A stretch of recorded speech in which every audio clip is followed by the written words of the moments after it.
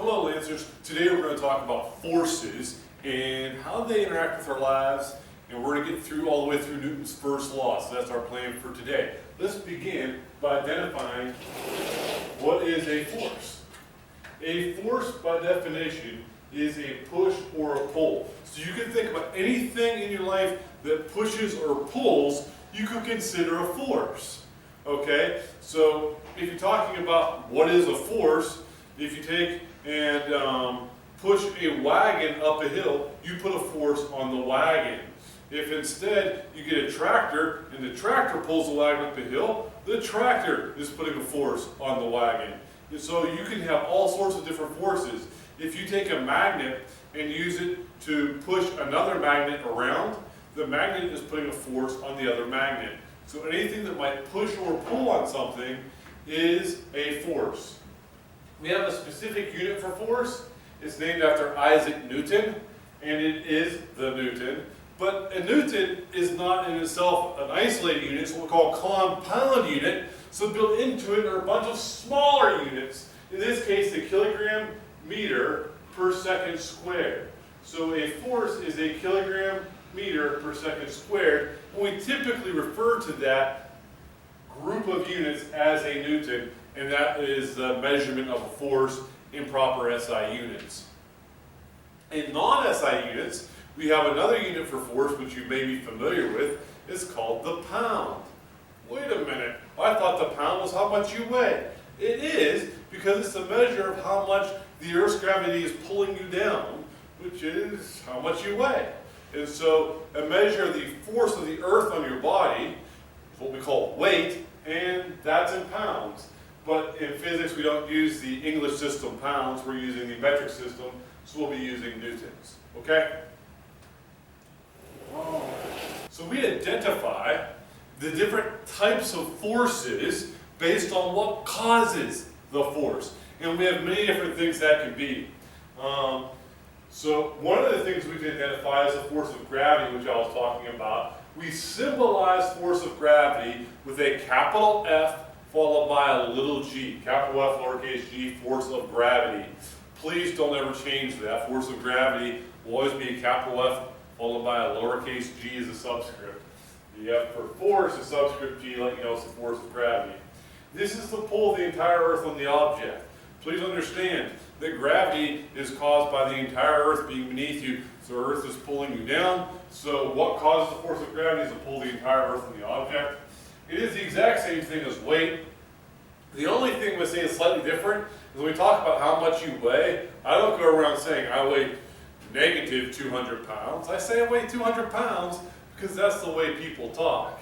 However, technically, since we typically use down as a negative direction, force of gravity should be negative as well because force is a vector. And as a vector, we have to follow the proper protocols where one direction is positive, the other direction has to be negative. So if we're making up positive, down will be negative. That's typically what we do. The formula for force of gravity is the mass of the object. Now, mass and weight are different. Mass is the amount of matter in an object, and that's in the unit kilogram, whereas weight is the pull of gravity on that mass. So that is mass in kilograms, and g is the acceleration due to gravity, which is this the 9.8 meters per second squared, or negative 9.8 meters per second squared, giving you a negative force of gravity. Okay? Some other force categories.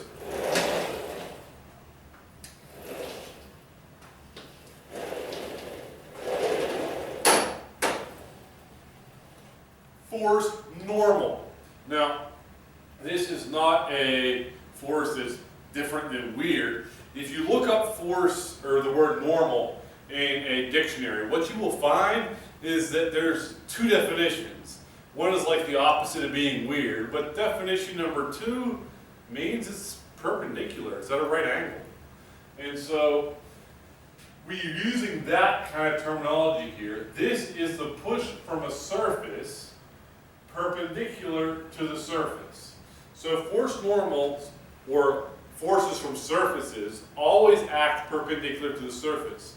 Take, for instance, this tub that used to have cheese in it, and my hand.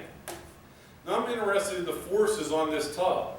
Well, obviously gravity, or the earth, is pulling down on this tub, but my hand is putting a force upward on the tub. That's the force normal from my hand to the tub. What direction does it act? It's acting perpendicular to my hand. We could create a new situation. You wait there. I'm going to grab a ramp. All right. In this situation, I have a ramp, and I don't have to hold it horizontal. I can hold it at an angle. When I'm holding it at an angle, the force normal is not directed straight up.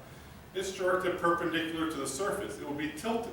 It would not be straight up. It will be tilted because it has to be perpendicular to the surface of the ramp. So your force normal is always perpendicular to the surface. That's important to know. Force of tension. That is any force that is being delivered through a rope, chain, string, etc. So anytime you're pulling on something through sort of a medium like a rope or chain or cable, you're going to call that a force of tension.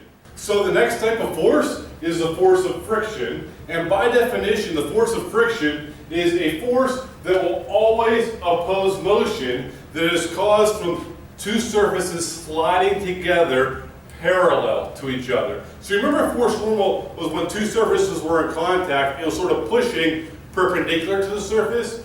This happens when there's a force that opposes the motion of two surfaces sliding. So it is a force that always opposes the motion, I should have this, of two surfaces sliding horizontally. I'm just going to abbreviate that. So a force that always opposes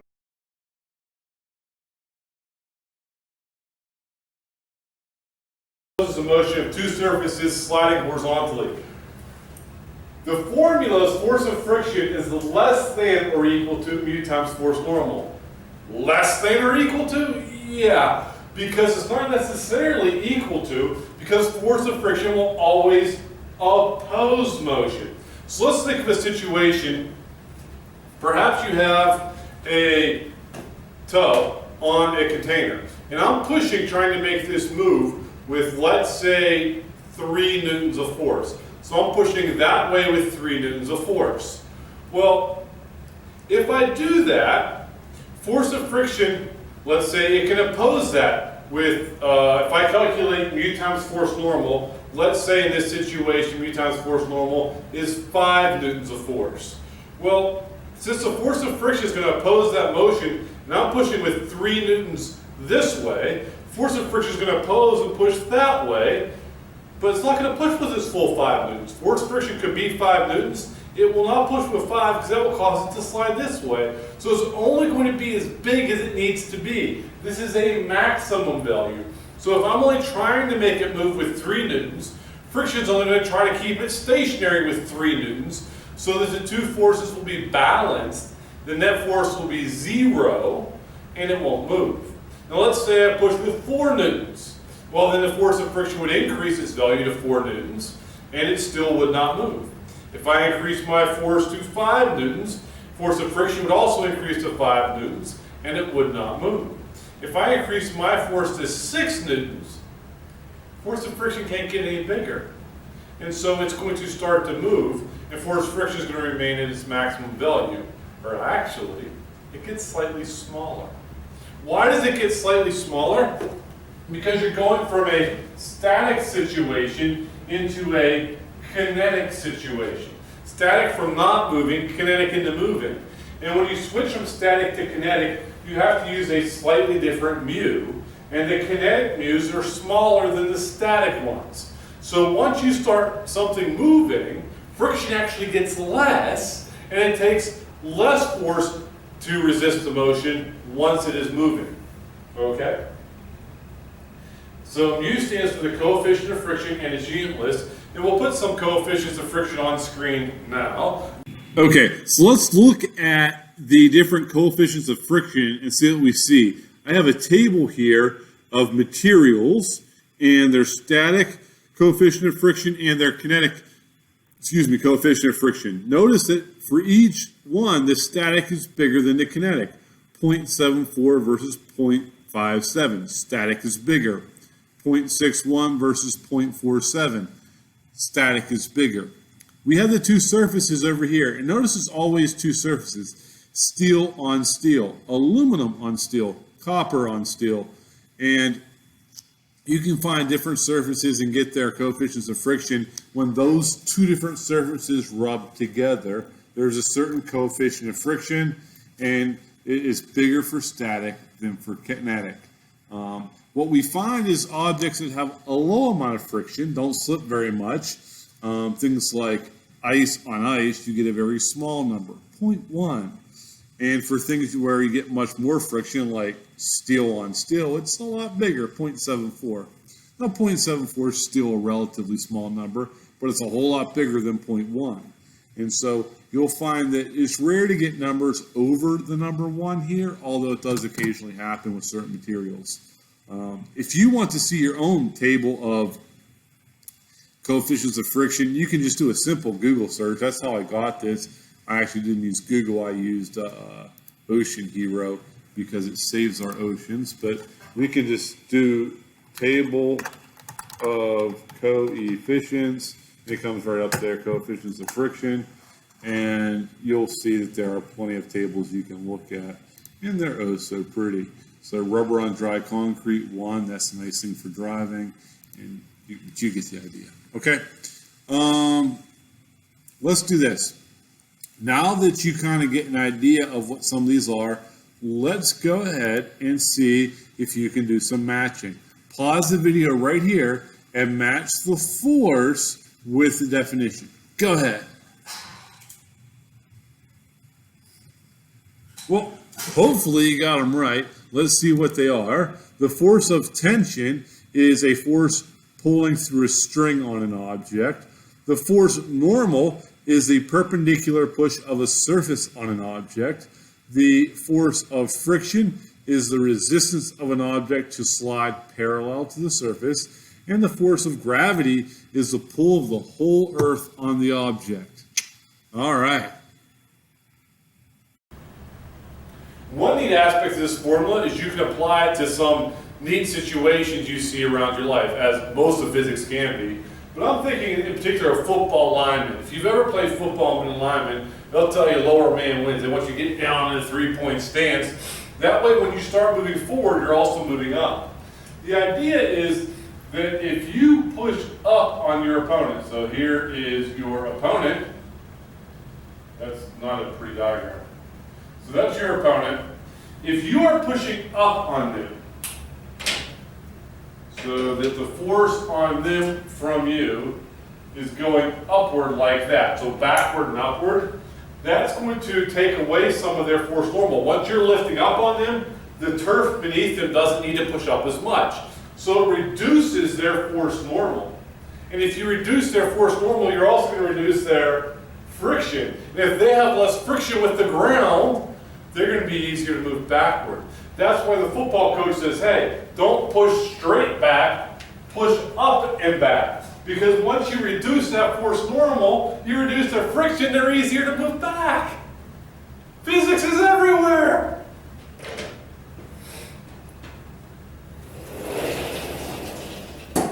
Now that we know our forces, we're going to put them in things called free body diagrams. These are pictures that show us visually the direction the force is going and what type of force it is. We have labeled arrows drawn outward in the direction of the force. And this is real important. You don't draw free body diagrams with the arrows pointing in. You always have them pointing out.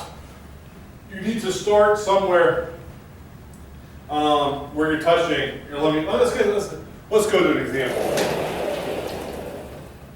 The first example I want to do is a box in free fall. So think to yourself, of those 4 forces we talked about, gravity, normal, tension, and friction, which ones might be acting on this box? There could be 1, there could be 4. You can actually have multiple. You could have 6 tensions on if you had 6 strings attached. But in this case, there's nothing attached. The box is just falling through the air. You can imagine my tub. I'm using this a lot today. Imagine it's just falling. While it's in free fall, what force is acting on it? Well, the force of gravity. And so typically you have a dot in the center. The AP exam will often put a little circle to the side of it. Either way, you're going to have some dot I want you to put in the center or circle off to the side, and you will put an arrow going down. It's important that your arrows start within that given parameter and not off to the side of it. But we have one force going down. Notice the arrow is going out of the object, not into it. And we have to have a label. That arrow means nothing until we label it as force of gravity. So the only force acting on a box in free fall is force of gravity. I hope you thought of that. There's no force normal because there's no surface touching it. There's no force tension because there's no cable applied. And there's no friction because there's no surface it's sliding against. Let's try some other examples.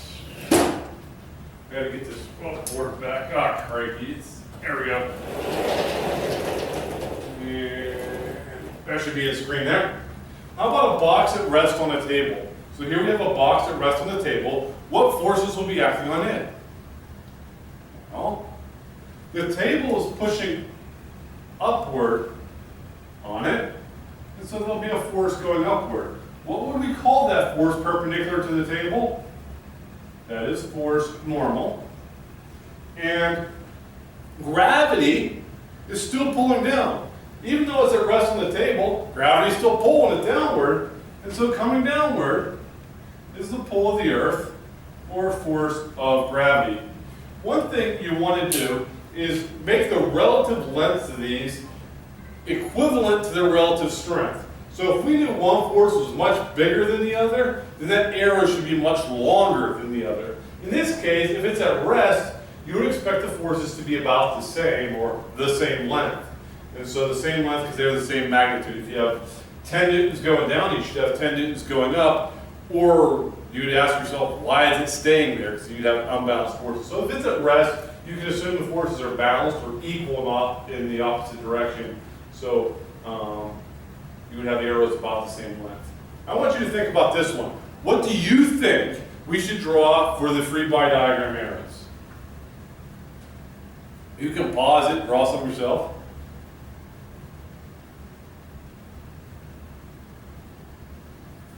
Okay. Hopefully we got this. Coming downward, we have force of gravity. Going upward, we have force normal from the table.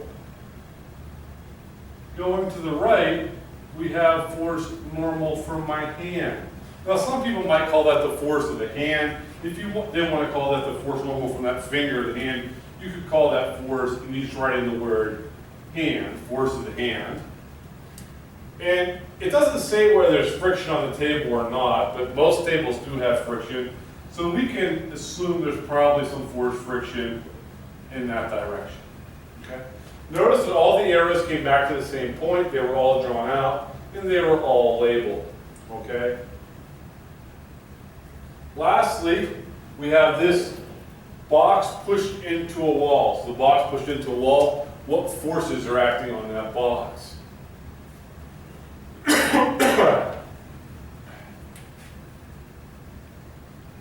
Again, we have force of the hand. And coming down will be the force of gravity. What would force normal on it? Well, our surface is up and down. Perpendicular to that would be out this way. So coming out of the wall would be the force normal from the wall. So which way does this thing want to move? It wants to slide down that way, parallel to the wall, and that means friction must act opposite that to oppose that motion, or upward. So force friction will be acting upward. And that would look like this. You know, I'm pushing something into a wall, only it's sort of a side view, not even the walls over there. So. Those are free body diagrams. They're very important when you do a problem in physics to first draw a free body diagram. Newton's first law of motion. So we're ready to go ahead and start with Newton's laws of motion. He has 3 of them. We're going to start with this one. Objects at rest will remain at rest.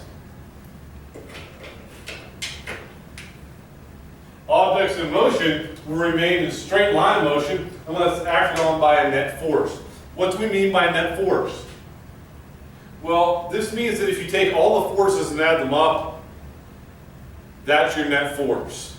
So, as long as the net force equals 0, that could mean something that doesn't have any forces on it, or things that do have forces on them, but they add up to 0. For example, if you have 10 newtons going up and 10 newtons going down, then that force is still 0. It has forces acting on it. In that case, objects at rest will remain at rest, and objects in motion will remain in straight line, constant velocity motion. It won't speed up, won't slow down, won't turn. Objects in motion will stay in constant velocity, straight line motion, or rest will remain at rest. There are some neat demonstrations of this I want to show you. Here, I have a very special hockey puck. It's one that, if I turn it on, it blows air out the bottom. In this way, I'm going to turn it off so the sound isn't in the way. Because of the air coming out the bottom, it doesn't actually sit on the floor. It sits on a cushion of air. And by doing that, it reduces the friction to near 0. So we can take away the force of friction, and then the force of going up, or excuse me, the force of gravity going down is balanced by the force of the air pushing up on it. And so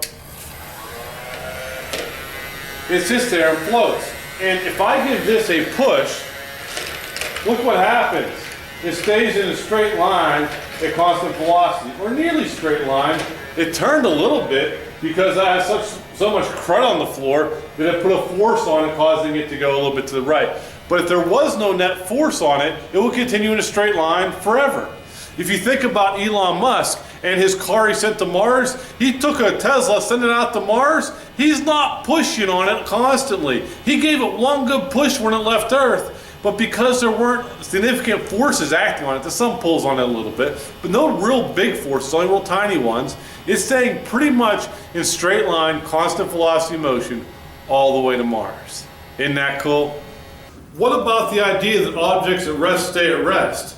I wonder if my head's in frame. I don't know. Here I have a mass, and I use a 2 kilogram mass. It's a little over 4 pounds, about 4.5 pounds, because the larger the mass is, the more the object wants to stay at rest. In fact, we call that inertia. The more inertia something has, the more it wants to stay at rest.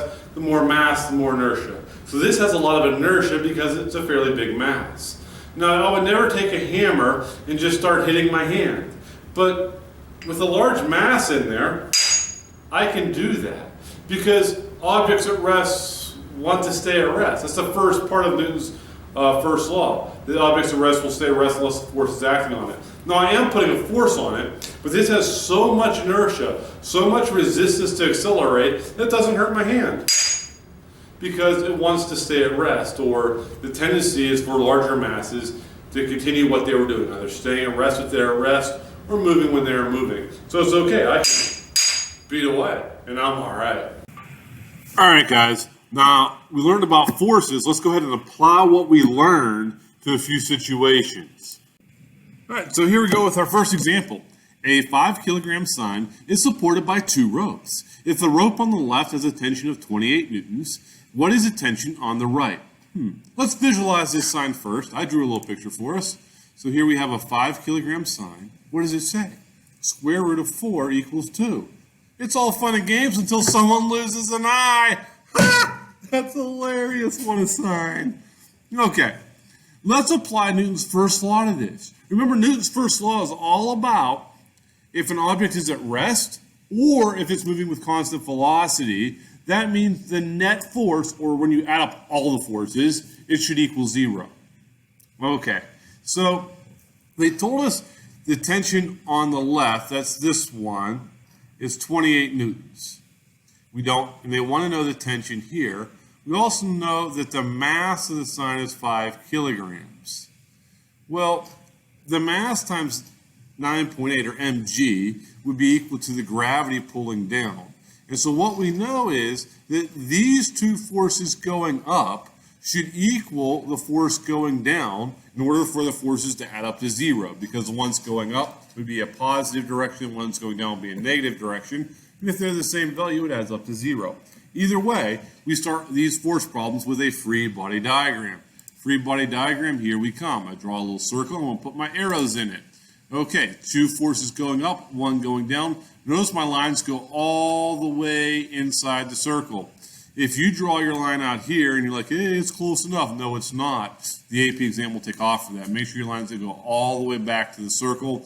And then you got to make sure you label them. I have FT1 for force tension 1 and FT2 for force of tension 2.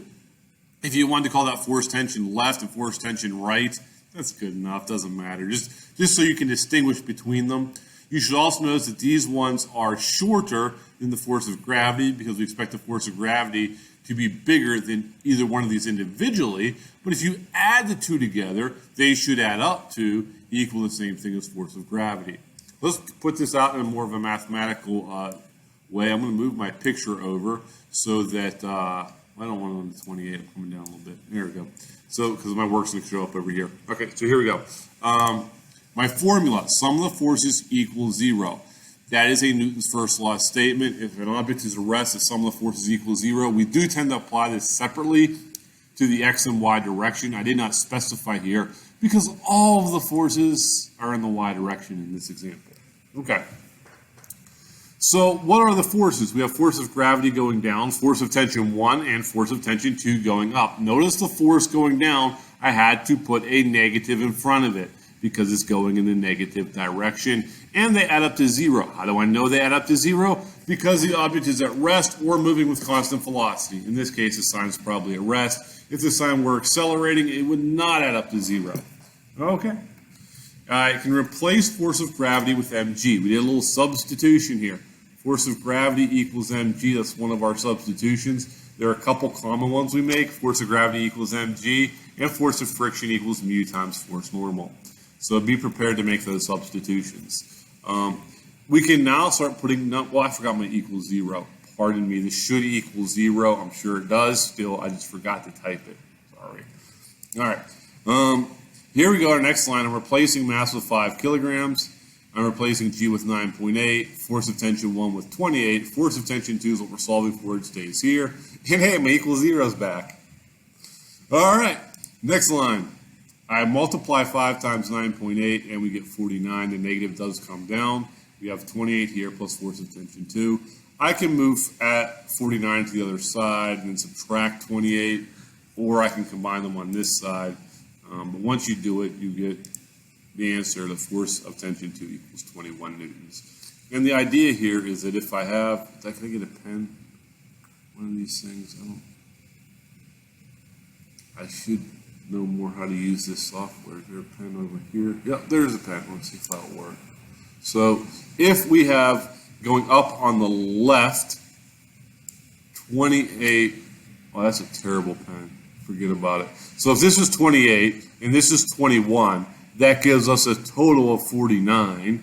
So we have 49 newtons going up. How much force is going down? Negative 49 with the force of gravity. Therefore, the total force would equal zero. Newton's first law. All right, let's do another one. And a car engine provides 600 newtons of force when the 2,000 kilogram car moves with constant velocity. What is the coefficient of friction? All right, so there are some key things to pick up on here. The first is the word constant velocity. What do we mean by that? We mean that this is a Newton's first law situation. If you have constant velocity, the net force must equal zero, because objects in motion tend to stay in straight line constant velocity motion unless acted on by a net force. And so if you have constant velocity you're applying, there is no net force, or the sum of the forces equals zero. So that is a Newton's first law situation, zero net force, constant velocity. What is the coefficient of friction? I'm going to start with a free body diagram of this situation. And so I didn't mean for that to come. It's covering, hopefully that'll go away. I have force of the engine here, pushing us along. Force of friction here, going backwards, that's in the x direction. Force normal going up and down, force of gravity. Whenever I go down there, it brings up the slide information. Notice that the arrows are about the same in length because I expect whatever my force normal is going up is equal to the force of gravity going down. So they're similar in length. Force of the engine to the right is equal to the force of friction to the left. If we're going at constant velocity, the forces are balanced, or the force in one direction equals the force in the other direction. It means the same thing. I also made force of normal and gravity bigger than the engine and friction because that's a 600 Newton force. As you can see, the force of gravity is going to be much bigger. Is the force of gravity equal to 2,000 kilograms? No, because kilograms is the mass. That's the amount of matter that's there. We have to calculate the force of gravity by doing mg. I'm going to start out with two statements. This is our general way of solving force problems. If you have a problem that involves force, step 1, draw a free body diagram. Step 2, turn that free body diagram into an equation or set of equations. Step 3, solve those equations. Okay, that will be our general method of solving force problems. So I have my free body diagram, step 1. Now I need to turn that into an equation. And I have two equations. It says toward axis there. I'm probably going to, let's go up here. Okay, so sum of the forces in the x equals 0. Sum of the forces in the y equals 0. I know this because it's constant velocity that the sum of the forces equals 0. We keep our x motion and our y motion separate and separate the x and y axis. I'm going to, just to make it easier to understand, put up my x's in red and my y's in blue. They don't have to be. So let's go ahead and take the next step. That would be to substitute in my x, force friction, and force of the engine, and for my forces in the x, and my forces in the y are normal and gravity. So I went ahead and put those in there, and I did like the AP would do it, so that the negative to the left, force friction, plus the force of the engine to the right equals 0, and force normal up and force gravity down would equal 0 in the y direction, again making the force in the negative direction negative. Okay.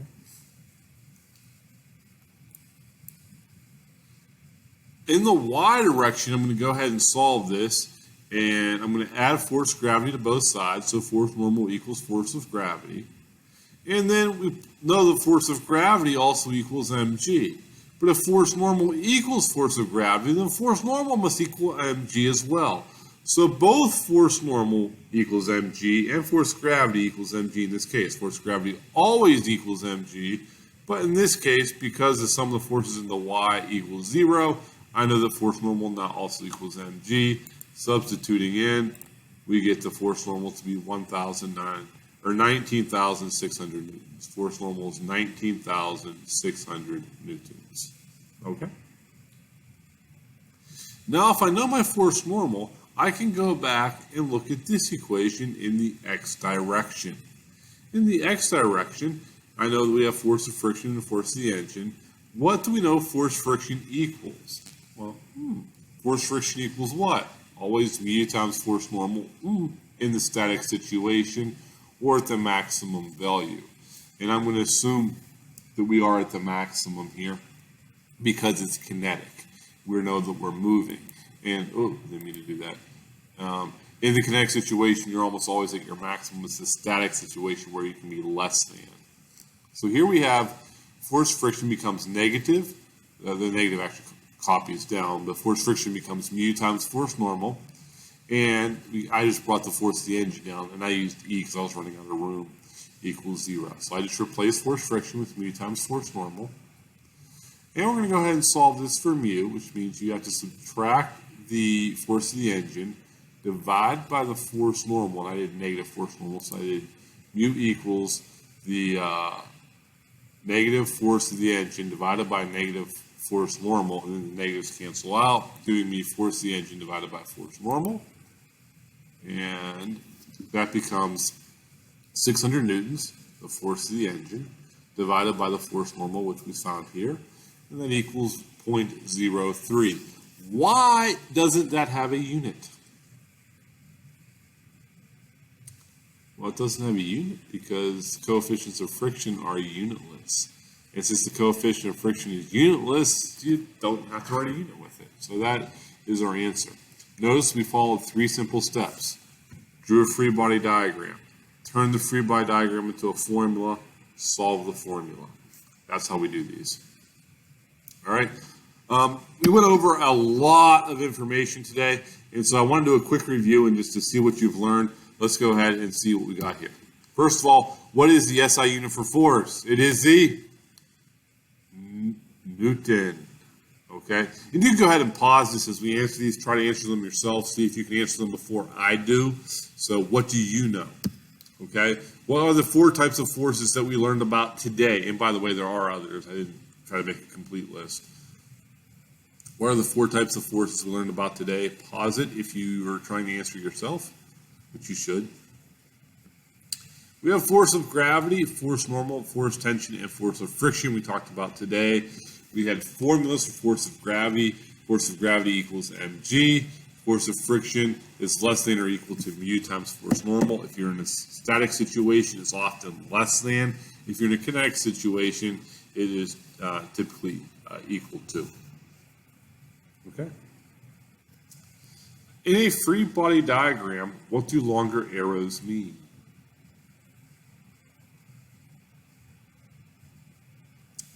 Longer arrows mean a larger force. What are the 2 types of friction and how are they different?